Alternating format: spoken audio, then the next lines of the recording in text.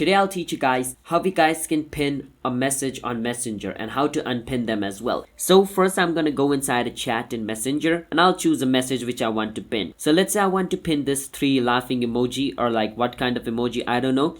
Let's say I want to pin this. I can click on them or hold on them and click on more at the bottom. Then I can click on pin and click on pin. Once I click on pin, the message is going to be pinned. As you guys can see the little pin right beside the message, that basically means the message has been pinned. So if I want to unpin them again, I just need to hold on it and click on more and click on unpin this time. Once I do that, the pin will be removed. That basically means the message has been unpinned. Now you can pin multiple messages at a time and you can also unpin all of them as well. So that is basically how we guys can pin and unpin any message on Facebook Messenger. So if you guys found our video helpful, hit the subscribe to our channel one step for future videos like this. If you guys have any question, you can feel free to ask us in the comment. I'll be happy to answer you guys. I'll see you guys in my next video. Bye bye until then, and have a nice day.